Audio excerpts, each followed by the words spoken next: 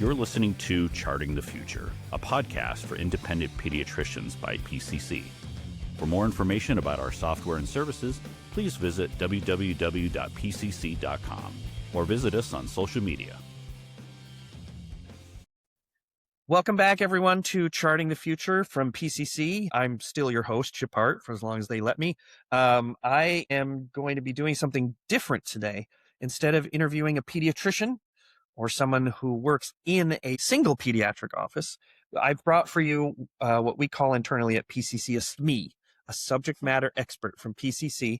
I've got Morgan, that you all know her as Morgan, but Morgan Ellixson-Boyea is the operational head of our clinical data exchange group at PCC. I even kind of screwed that up. This is like my third take, so forgive me, guys. We just know each other using internal PCC language, and when you actually try to explain it to someone else, it's a little funny. I brought her here today because we find that a lot of things that PCC works on behind the scenes are going to be very, very interesting to you as pediatricians and you who work in pediatric practices that you might not be aware of. And a lot of the work that we do, as you know, ends up in public. Like we publish data, or we share what we've learned about something, or we even have opportunities from time to time to influence things that happen in the market. And Morgan's one of those people at PCC who has expertise in an area that everyone except for her and the people on her team have insight into. Because they're out over in this corner. We just call, the e-prescribing people. So I thought I would bring her here today to give you a view into a space that you normally don't get to see. So welcome, Morgan. How are you? I'm good, Chip. Thank you for having me. This is an honor. Well, honestly. Well, it's not an honor, but I appreciate you for being here. All right. So I do have a question for you to open. Yeah. It's the same question I've been asking everyone. I don't actually know the answer to this question myself in this instance, but do you remember where and when we first met? Oh, man. Good one. Okay. So I started at PCC in 2014. So it must have been around there, right? I came over from the hospital and started here full time. You were kind of like a celebrity, and you still are, but you're one of these people that, you don't just walk up to and start, like, hey, I'm Morgan, pay attention to me, That's what everyone else does. So no, I don't know why so I think I waited. Okay. I'll tell you, probably the first time I remember that we sort of like connected, and maybe when you realized that I was cool was, well, I like to think you think I'm cool, but the San Francisco UC, the users conference in 2015, I got invited to go to the Beer Geek after party. And that's what I like to think is the first time that you and I were like. I do actually remember that very much. Our friend Narain Shenoy was there. Oh, yeah. You don't want to say rest in peace because he's still alive. He just doesn't practicing anymore. And we had a whole lineup. Yes, I do. I actually do remember that. I remember that. So that was within the first year. So I'll count that. And, many other delicious beverages we've shared, over the years. Over the years. Cool. Okay. That's pretty good. I will say this, when new people come to PCC and they get shown around through the office, for the last 20 years, at least, I have literally been in my office and seen them walk right by me and they introduce everyone else down the road and they skip me. So I sometimes don't get to meet new PCCers for 6 months or a year. And I don't know, you don't know who these kids are. So why don't we start by telling our audience what it is that you do for us? And then the team that I oversee does clinical data exchange. And so we're the team that the majority of what we work on is third-party interfaces.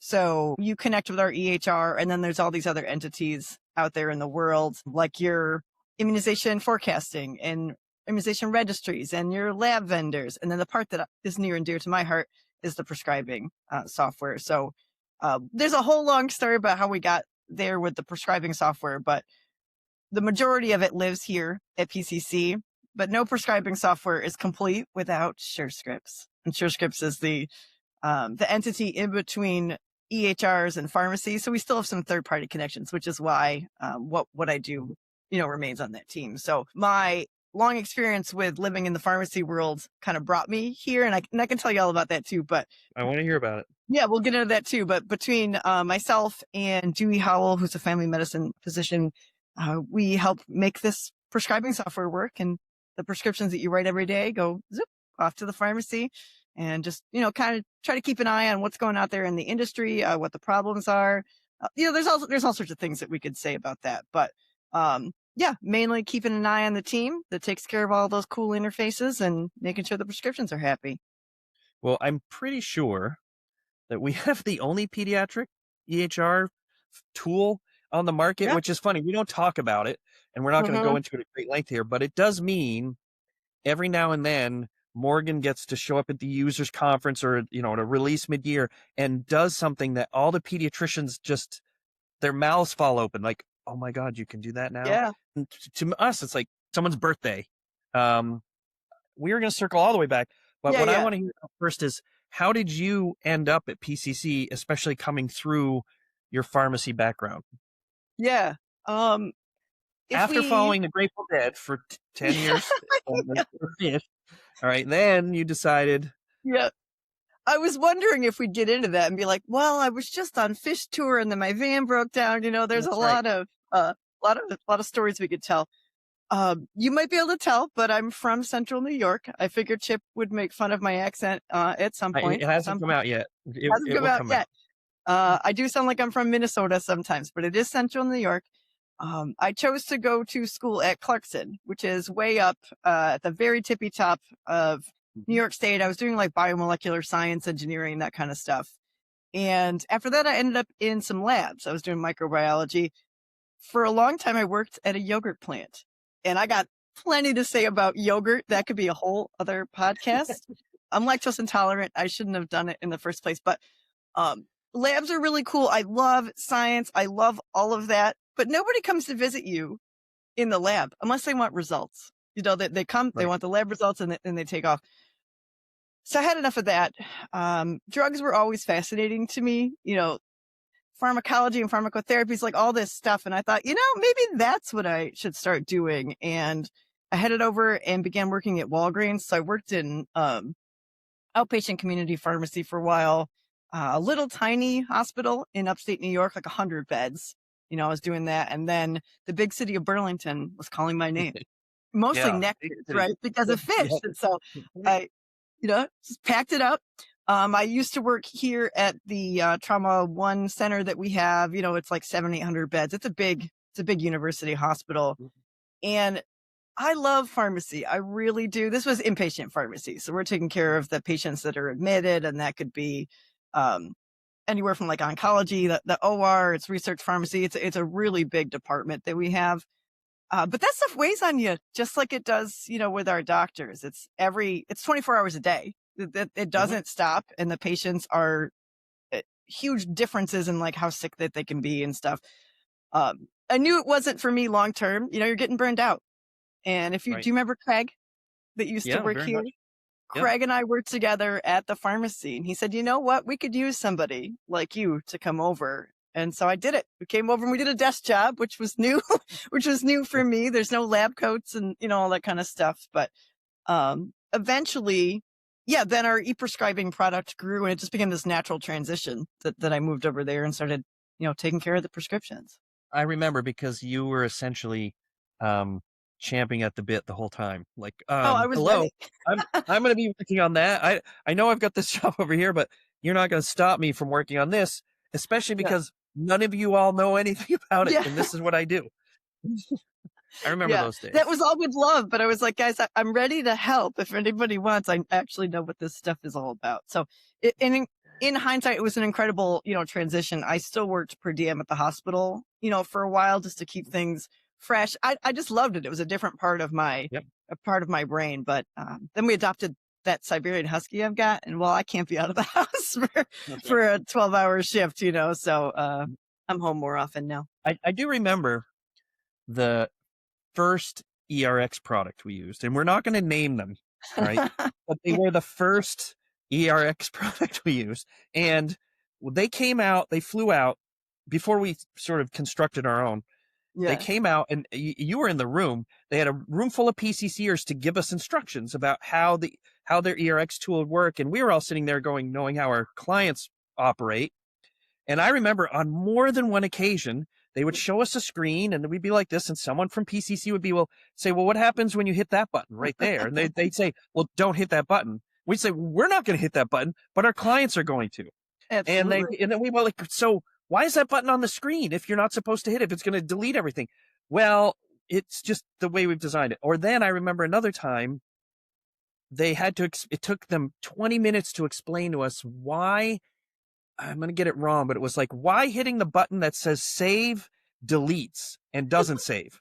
If you want to save it, you have to hit the delete button. But if you want to delete it, you have to hit the save button. And we're like, why did you design it that way? Why don't you just flip those things around or rename? And they were like, well, it's just the way it is. And that was my introduction to e-prescribing software. But fortunately, we don't have those problems anymore. No, remember, we used to call it Faceplant Friday because the software would just stop working every Friday, and someone would come interrupt a meeting and open the door, and they'd say, Morgan, and I said, there was nothing I could do except file the complaint. But pediatricians need to be able to write prescriptions every day and consistently, and having that drop all the time was like, it just wasn't going to work. And so that's eventually when we met up with Dewey and his team, which was far better experience than we ever had with who. We now have a bespoke solution, and I think it's easy to take for granted. I want to ask you, what are you doing that you're excited to share with people? Well, I can tell you what I'm excited about. One of the things that I hadn't realized, because I started wondering about the medication landscape for pediatrics. Like, it's pretty... They only prescribe about 30 to 50 drugs. Like, there really isn't this like wide expanse of things. And that's good. They know what works and it takes care of the kids. And some of the patients that really need extensive, more specialized care are seen elsewhere. So we don't see those prescriptions. We see them at the hospital, but not with our offices. But I think the first time in like 30 years, there's a new antibiotic class that they discovered. They found it in soil, I think. I forgot to write down the name, but it hasn't gone to market yet, but I think we've got something coming which should help for all of this like antibiotic resistance that we see, because our pediatricians are really good about not overprescribing this stuff, but that's our pediatricians. It's not the ones at the emergency room or these minute clinics and stuff like that, where we're creating stronger bugs every day, and we haven't come up with anything new to do anything about it. So that was cool. Some of the things I'm seeing that I'm excited about are we're making changes to our real-time pricing benefit service to make some changes with that, which is very PCC specific, but it'll make sense to, I think, multiple users. And then we're bringing in the concept of being able to process an electronic prior authorization from inside the EHR. So we can talk a little bit about that too if you want. I don't know if there's anywhere you want me to start. No, start at the real-time pricing. Yeah. What I want to tell you about before we get to pricing is some stories about the inventory problems, because I think they all kind of lead into. I think I know where you're going with this. Yeah. I really wasn't sure where we wanted. Yeah. Does anyone here have a friend or a kid who needs ADD medicine? Because there was the Al Pacino movie Needle Park from the 70s, where it's a whole movie about a heroin addict chasing heroin all over New York City. And I'm like, I can't believe there isn't a movie yet about teenage kids and adults chasing Ritalin all around town. Yeah, no, it's very realistic what I'm about to discuss, but they all do line up together. So the inventory problems, figuring out where the heck they even have these drugs, then using our software to figure out if it's covered, and there's some trouble there. And that's what I'm excited to see, the improvements there. And then if you do really need a prior authorization, we're going to be able to help with that. So I think that's my mini story. We're going to start at the beginning. So imagine that you are a doctor or a nurse at a practice, or you could be, you're a dad. So in this scenario, you could also be the dad, or you could be like an 18, 19-year-old kid, and you need a prescription for Adderall XR30. And you're like, I don't know who has this, but I'm going to call my pharmacist. So pretend you're calling me. I'm going to answer the phone. Hello, is this Hannaford's Pharmacy on North Avenue? Oh, hi, this is Morgan at Hannaford's. How can I help you? Yeah, my doctor wrote a script or just gave me another 30 days of my Adderall, I can't believe you're having me role play. I have 30 days of your Adderall, and I'm wondering if you have it because I've called 3 other pharmacies today and nobody has it. Oh man, what a bummer. What strength is it? Well, obviously it's adult strength. I don't know strengths. I mean, It's XR30. We'll say this. XR30. It's Adderall, XR30. Yes. Adderall XR30. Have you been to our pharmacy before? No, I live in South Burlington, not Burlington. Oh, okay. Goodbye. Click. Yeah, That could happen. That's the first part. See you later, guy. Because I don't know, you might be a bad guy. You might be you might be selling your drugs all over town. Oh yeah. I got stories for days. So, let's pretend you don't have to pick up the phone again, but just pretend that I didn't hang up on you. You said Adderall XR30, and maybe Hannaford or whatever pharmacy chain, they don't want me to tell you that I've got it in stock. That is the story I've heard a lot. They're like, we can't tell you. You got to come in. You got to come in. So I've worked with pharmacists that have been robbed at gunpoint for drugs. And so I can see where people might, even if the big company says it's fine, you might say, man, I'm good. I'm not telling this chip heart, what I've got in stock, but maybe I'm nice and we're pals. And I say, yeah, I got some, come through. So you hang up the phone, but you're hungry. So you go to lunch, maybe you have a beer, you run some errands, and then you drive up to the drive-through at the pharmacy. It's a 12-hour shift, so I'm still here. And you say, hey, I talked to you earlier. You said you had Adderall XR30. Yeah, you snoozed, you lose. You snooze and you lose. That's the first problem. So you didn't show up fast enough. Somebody else came in. But maybe you slide that paper prescription towards me, and I look at it and I say, oh, dude, you told me Adderall XR30, but this is actually the generic. That's not what you asked me for. So I didn't even have all the data to tell you yes or no. So I say, well, I did have brand name Adderall XR30 2 hours ago. I don't have the generic. Nobody does. And then I just send you on your way. So that's real. And this is happening like every day. You send the kids there.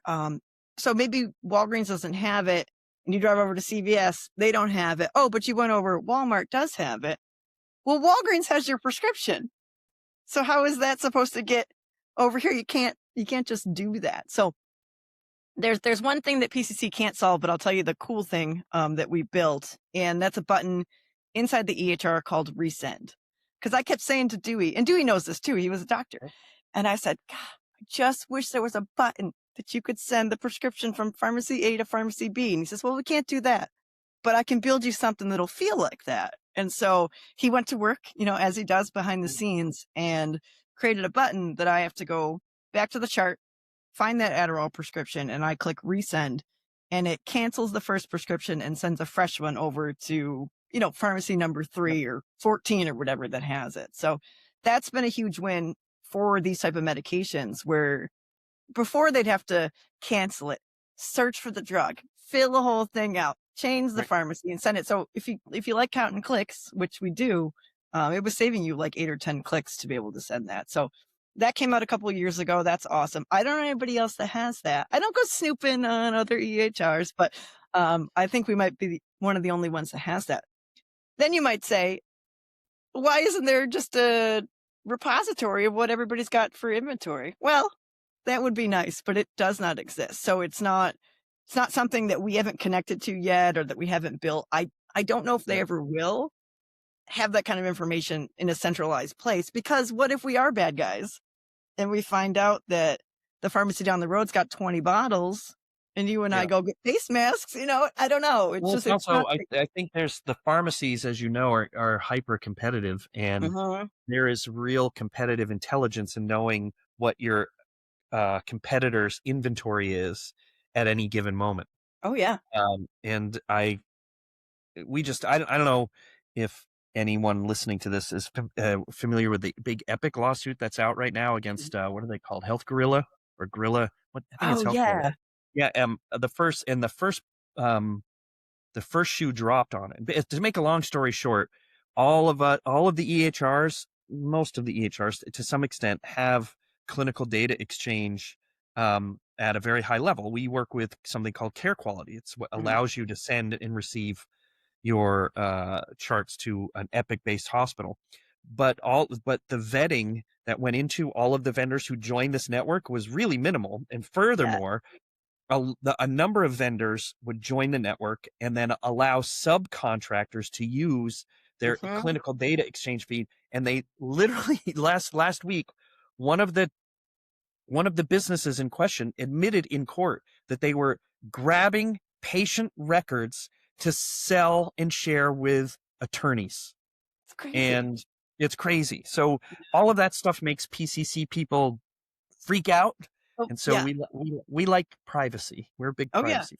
We're very paranoid, and I think with good reason. I mean, it didn't happen within, this is a story I didn't think I was going to tell you, but you probably remember this. It didn't happen within our system, but it was a provider using our software that we found out about it this way. But one of our pediatricians, his identity was stolen, like legit, to the point that they had created prescribing accounts for controlled substances in another EHR vendor. And they would send a couple test prescriptions. You test the waters. You have to see if you can get, you do like $1 Apple charge or whatever. Yeah. So they send through like a promethazine with codeine prescription, thinking like, oh, no big deal. It's a little cough medicine. No one's going to notice. False. The pharmacists pick up on this stuff because, like, why is this pediatrician in California prescribing for a patient in Georgia who's 56? Like, there's all these things that the bad guys aren't really thinking through. But it's one of the reasons why I'm happy we have the ID proofing that we do, because we're really sure that you are who you say we are, and we're not helping some bad actor get in and start writing, those type of prescriptions. So this is real stuff, that happens. Absolutely. All right. So you described how we bump into the inventory part. Oh, yeah. Yeah. Okay. That was the first step of your first step of the journey. Okay. So let's say, maybe we know one of these drugs is in stock and we feel great about it. It's the perfect drug for this patient. And I start typing it up in our software. And at the point I'm prescribing it, we have a service through SureScripts on behalf of the pharmacy benefit managers, the PBMs, that sends the information back and says if it is or isn't covered. And so the PBMs get to decide how all this works. And you and I probably, and all of our providers probably have lots of feelings about this, but the service that we offer is really nice, where this information comes back in and says, hey, it's going to be a $25 copay, or it's free, something like that. That's a nice one. It might say a prior authorization is needed. And that might give you pause as a provider. And you might say, there's something else that's similar that would work. But what if it says there's no prior auth required? You're feeling good. You write that prescription, you send it off to the pharmacy, and the family goes to try to pick it up at CVS or whatever. And at that point, CVS runs the prescription against the insurance and they say, whoa, man, hold on. This needs a prior auth. And so then you're thinking, am I crazy? Like I entered this prescription in my EHR, but the pharmacy says something different. So we learned something very interesting in the last couple months. The information that we receive at times in that callback from SureScripts and the PBM is more of like a probability than an actual adjudication.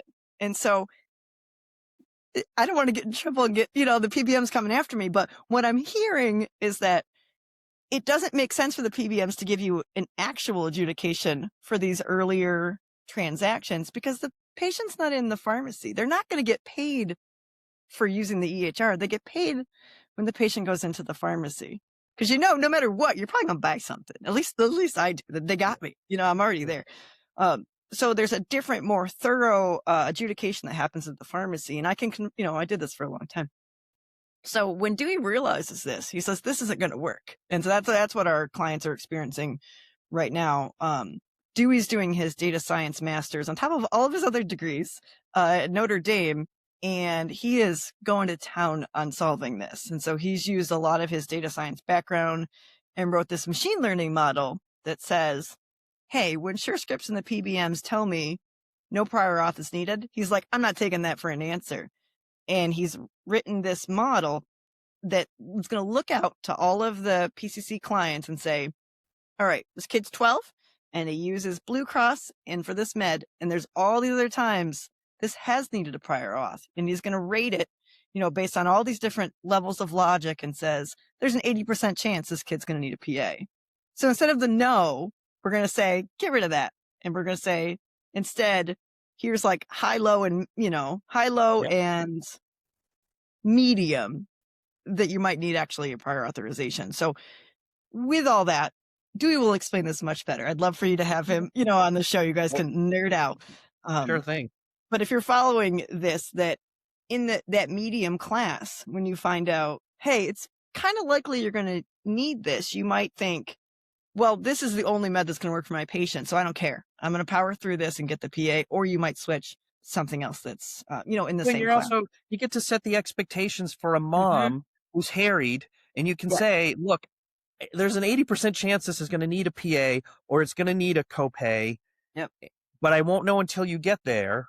Yeah. And you can even say, I'm projecting, you and I did not coordinate ahead of time, so you can tell me I'm wrong. But you can also say, if you get to the pharmacy and it turns out that it needs a PA or the copay or whatever that they want you to pay is too big, pick up the phone and call my office and I will send them another script for something else 2 seconds later. Yep. Exactly. And it is annoying for the doctor, but it is so much less annoying than finding out that the patient didn't pick it up or getting the message much later and the mom is mad that you wrote this. It's the kind of service that our clients love to provide. Yeah. So I'm stoked. PBMs though. I know. So that'll be coming out this summer. We're just finalizing that, and Dewey's got so many just impressive numbers showing what the impact is going to be for our users on this. Yep. And this is another one of those things. I think we might be the first ones that are doing something like this. So I'm happy to brag about it. It's a really cool thing. Amazing. That's absolutely amazing. I would, in all sincerity, when PCC does something that other vendors don't, my hope is that we trigger them to do it, because everything that happens lowers the friction in the independent pediatric space, and frankly for other specialties as well. We have too many of our clients are dealing with high burnout. Too many of our clients are not feeling the reward of their work, and if we can just make their lives easier and make it more rewarding to work in their practices, they're strong enough to fight the anti-vaccinators or whatever the case may be. that's my mission these days. I so I think it's great. I hope someone copies and steals it from us. Yeah, they won't. Let's talk. So all right. if you think about all of this story, they've got it in stock now. That's great. The EHR is telling you better predictive information about, whether or not it's going to need a PA. Let's say it does need a PA. This exists today. This exists for all offices, all pharmacies. This is not a PCC specific problem. It's time to do that prior authorization, and everybody groans. The providers do, the pharmacy staff does, the patients do. They can't get their medications. The insurance company though is like, oh yes, perfect. Do the dance, because they know the more dance you have to do, you might give up and pick something that will cost them less money. So right now, there's no way to process the prior authorization through our software. So they have to do everything manually. And maybe you're at the pharmacy, you found out, so you called the doctor and said, I got bad news. It's time for the prior auth, or the pharmacy calls. They have to go to websites and print out paperwork and get a pen, fill stuff out. You're dragging information out of the EHR. You have to use a fax machine, Chip. You got to fax this stuff crazy. Insane. There's a third party. There's a couple of third parties. There's one that's pretty popular called Cover My Meds, and almost everybody uses that. So you might go to Cover My Meds and you can process that, but you're not doing it in the EHR. And start to finish, this could be a couple of days, could be weeks. You might give up. You might, like anyone in the, that whole trajectory might give up. So it's not great for continuity of care for these patients at all. The project that we're working on, once we wrap up this new pricing change that we're making, is to bring the prior authorization process all the way in the EHR. So before they even get to the pharmacy, they're going to see it needs a prior auth, and you're going to press a button and kick it off. And this will go grab data from the chart, so you don't have to search for it. It will say, I tried all these drugs and failed, and this is why we want to do this. Information from their documents. You could upload anything that you need for the subsequent, paperwork. Send it out. No faxes, no external websites. And maybe if the PBM is playing nice and you have everything you need, you could be done the same day. So just imagine a world where the pharmacy's got it in stock. You get better advice and you can process the prior authorization right at your desk. The doctors don't have to do it. And the providers, it could be the nurses, Yep. you know, they're Yep. huge in this, and the referral staff. Yeah, you guys for ERX, you need to get that Hollywood guy who does the voiceover. So it goes, imagine a world where one of the questions that I ask people is, what advice would you give yourself 20 years ago? Knowing what you know now about your career or medicine or even personally, what advice would you give yourself 20 years ago? And the reason I mention this is I joked when I was when I think it was in the last podcast I did when I was working with our friends from Practice Well. I said my advice 20 years ago would be to start a group purchasing organization for immunizations because I could buy a boat, you know, like and with you, Morgan, I'd be like 20 years ago, you and I should have started a PBM. I know. Right? I actually made that joke earlier today. I was like, to be an executive in one of these things and just gets to decide what is and isn't covered on the formulary. I don't know where they get this information from. They have to be smart people, but it's just so money driven. I'm going to come back. I'm going to come back and tell you where I think they get it in a moment. Yeah. But you need to answer the question. What advice would you give yourself 20 years ago? Oh man. That's interesting. I probably would have worked less. I would have told myself not, because I used to do doubles at the hospital. You know, it was all about money, and you just felt such a strong sense of helping. Like you were like, oh, if someone calls out, right? So you fill in for that shift because you're like, you don't want the patients to get sick, but you can't let yourself get there either. And so I think I would have left that type of pharmacy job earlier if I knew the kind of world I could get into, you know, so maybe don't work so hard. I don't know. That's a great question that I hadn't thought about. I will tell you, let me tell you where I think they get their money, from. Oh, I'd love to. They get paid in their way. They get paid by the companies for whom they work. Like you're trying to drive this money down. So, someone I know, I'm keeping identity secret only because I don't have permission to identify him, but someone I know does data analysis for a large insurance company, who, among other things, they do Medicare. So they're one of the private Medicare companies. And one of his assignments was to take a huge pile of claims for, I don't know what the data sample was, but like, let's say 1,000 patients. And these 1,000 patients had some pretty substantial healthcare costs. And his assignment was to look through all of the claims and look at their diagnosis history and the complexity of these patients and answer this question. Is it better off for the company to pay these claims and get credit with Medicare for the added complexity of these diagnoses, which means they get more money on the back end from Medicare to pay these claims? So is it better to pay $1,000 worth of claims and get $1,100 worth of money from Medicare? Or was it better just to not pay those claims and not get the complexity credit? And I pointed out to him, I said, it's interesting that there wasn't a third option, which was to pay those claims and not make as much money, because that's what insurance is for. And what a racket. Yeah. And so I understand why they asked the question. They have to understand that because they're balancing, this is risk management stuff. And so I suspect those PBMs are playing, a statistical game that says, if we push here, then we get more money there. And that means they've gotten more savings for their overlords, so they get a bigger piece of that. Anyway, that's my guess. I know. What a world. All right, so, what a world. So, all right, here's my other question. You effectively answered one of the questions I ask everyone, which is what are you looking forward to? So you just told me what you're looking forward to. Yeah. What's keeping you up at night right now? What are you worried about?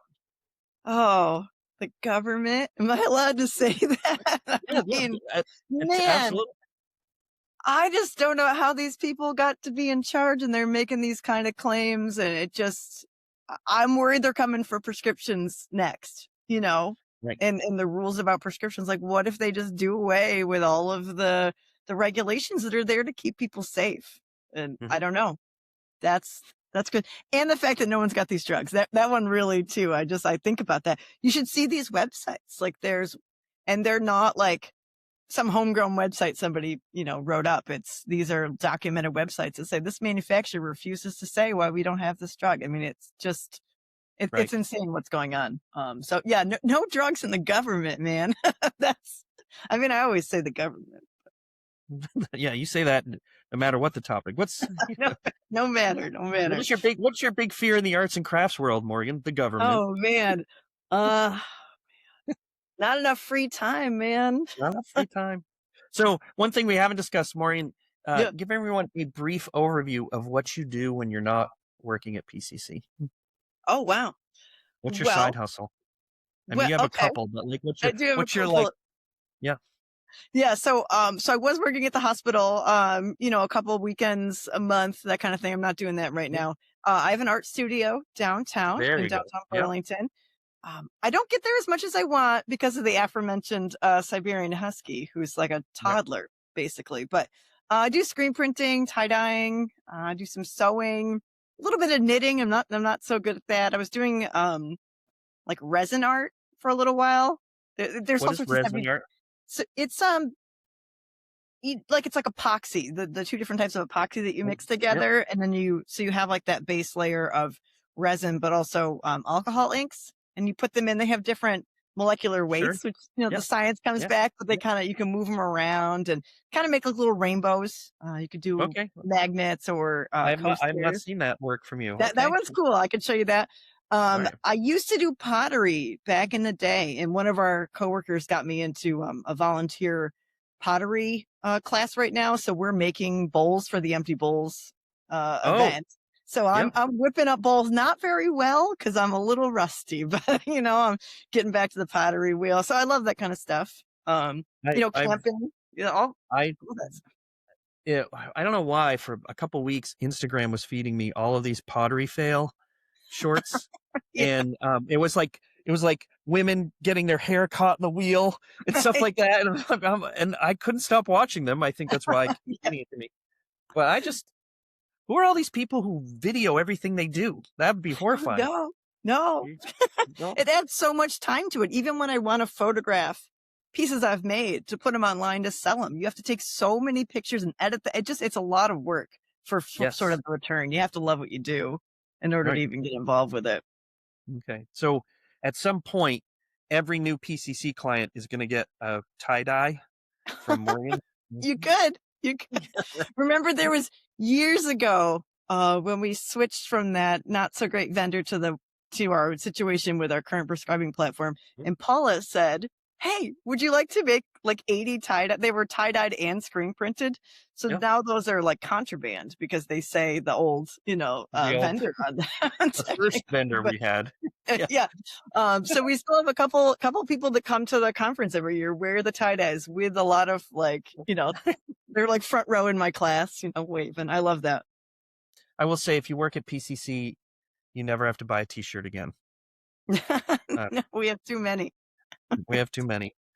All right. So, I understand that you wanted to play a game with me. Oh, I do. I have to get my notes so I don't.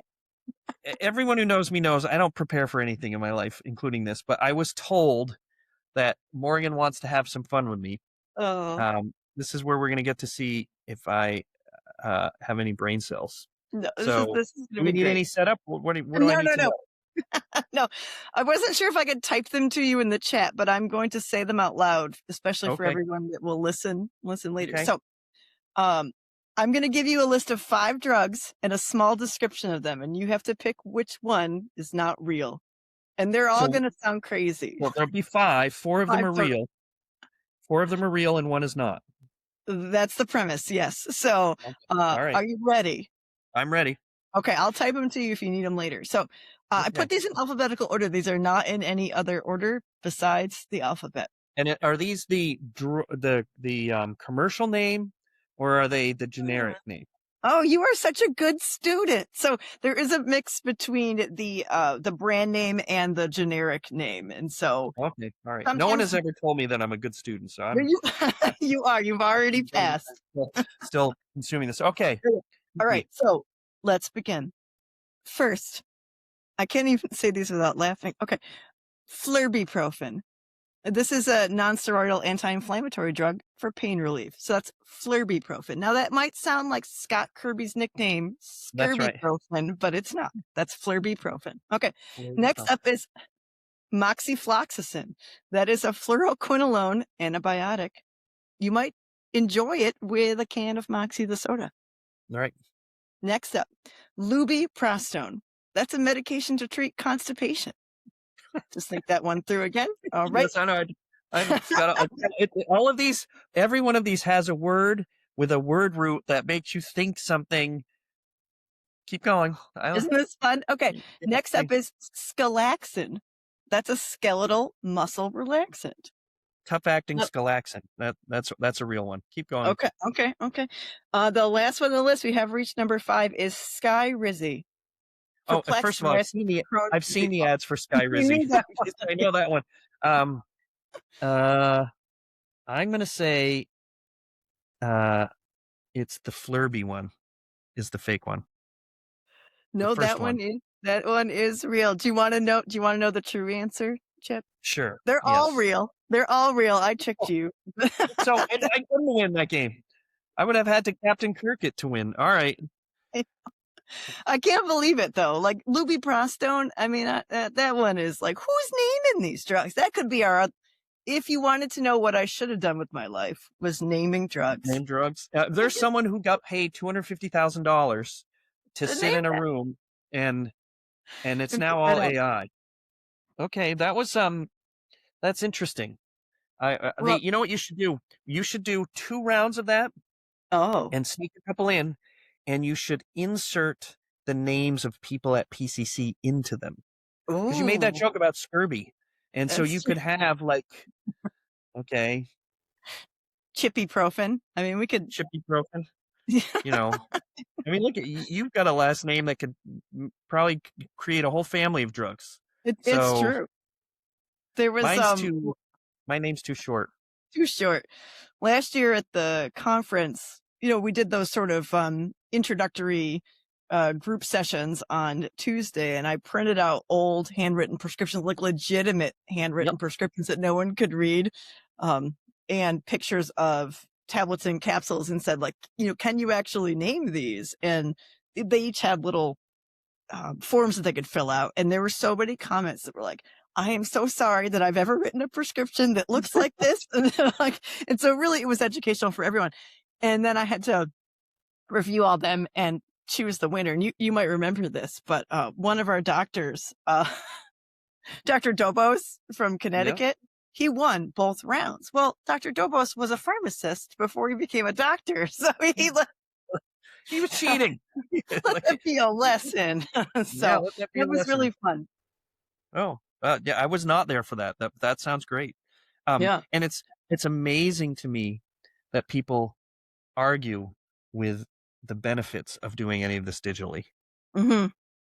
For sure. That was really the thank you for reminding me. That was really the point when everyone said, I can't believe the pharmacy staff has to read these. I said, no, that's why. Just use the software. Everything. There's still problems, but it's way easier than those scribbles.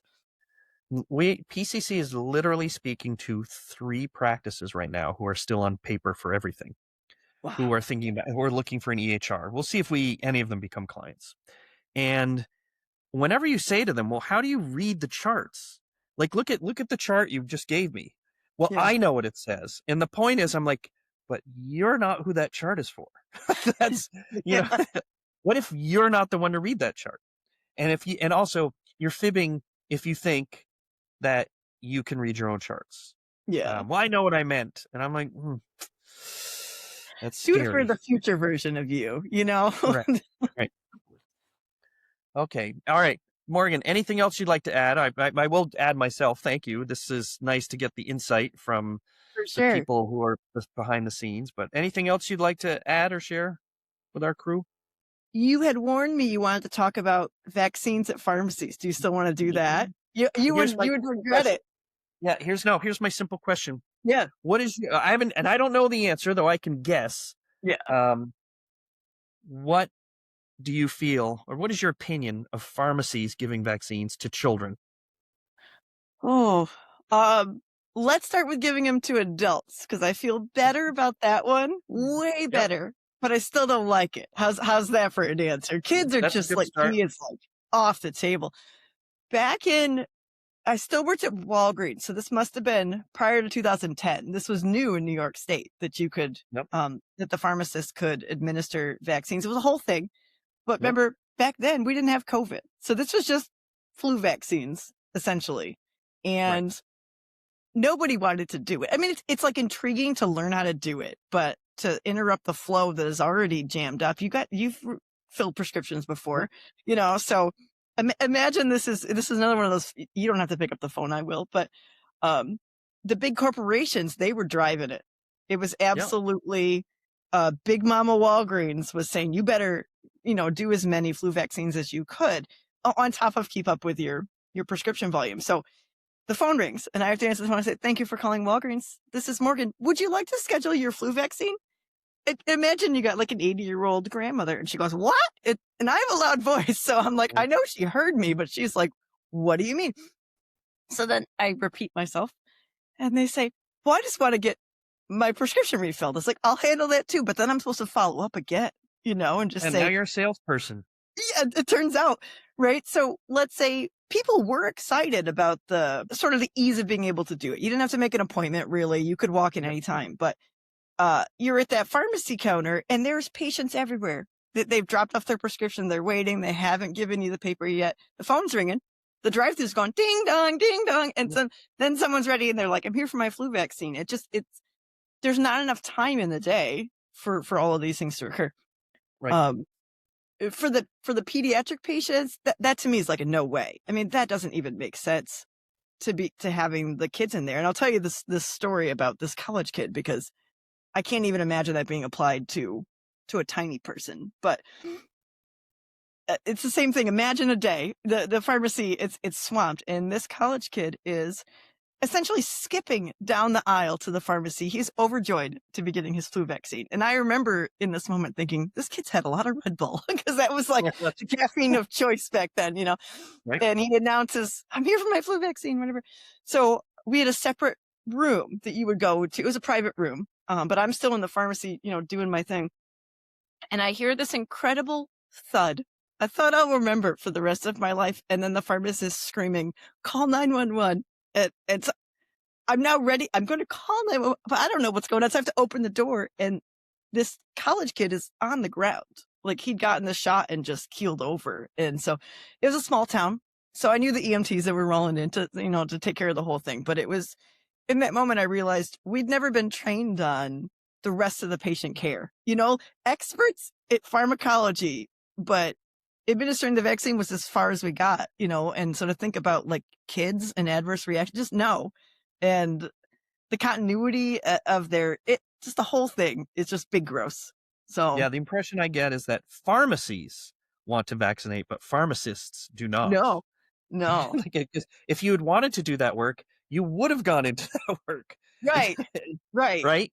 There's I was on a state health department conference call a couple of years ago, and one of the people in the call was presenting about, it was for here in Vermont, presenting about how they wanted to expand the vaccines that you're allowed to give to children in Vermont. And I will say there is an argument to be made in places with pediatric deserts that I would rather have a kid get an MMR from a pharmacist than not at all. But that is okay. Those are not edge cases, but those are exceptions. Certainly, here in Chittenden County, it's not an issue. It's the opposite of an issue. But one of the questions that came up, and I think I'm the one who asked it. If not, I think I might have typed it. Someone asked this because I just can't remember if I were allowed to say anything. And they asked the guy representing the pharmacies, well, what about all the children with special healthcare needs? Or what about someone who has specific questions? Or what about someone with certain... And the pharmacy guy said, oh, the difficult ones, we'd send all those back to the pediatrician. And I'm like, oh my God, you just said the thing out loud that you're not supposed to say. He's like, oh, no, we only take the easy ones. And I'm like, oh, I mean, come on. It comes back to my earlier comment. They're going to buy something. Yes. When they come in. They might even switch their prescription. It's a thing. When I got my COVID shot, so here in Vermont, most of the COVID got distributed to the pharmacies. Mm-hmm. All right, not to the doctors right away. So I went to, I think it was Walgreens, and I walk in, and two things happen. This will make you laugh. So it was such a line of people getting COVID shots that they had set up stations in the aisles. Okay. So it wasn't like you went into a little room. It was like literally I'm in the shampoo aisle and there's like a little curtain and there's like a 5-foot, chair and a desk and then a curtain and then a curtain. And so there are people left and right. And okay, it's a mild HIPAA thing, but this is we all know I'm not that worried about it. But I went in and I was wearing a shirt like this when I couldn't get up. So I'm in this little booth and I take my shirt off to get the vaccine. And all of a sudden the curtain swings wide open and this woman is there to meet her friend and bring her some flowers. She's like, hey, yes, Sarah. And I'm like, I'm in an exam and you just opened this. I'm like, got my shirt off in the middle of Walgreens.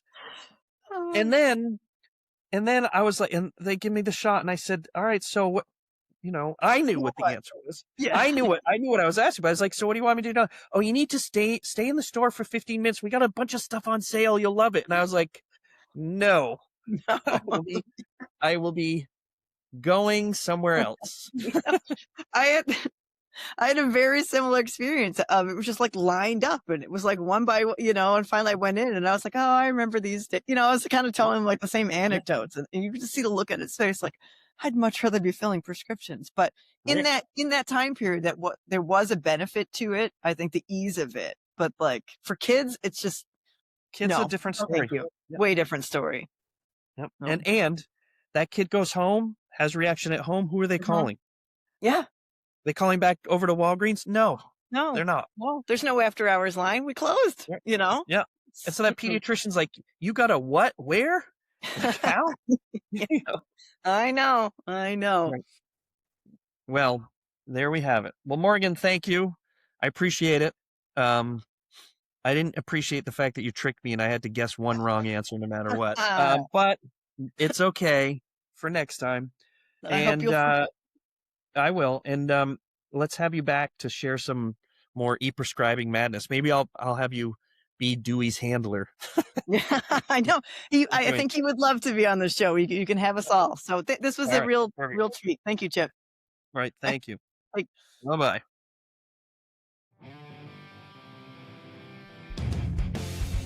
Thank you for listening. More information can be found in our show notes.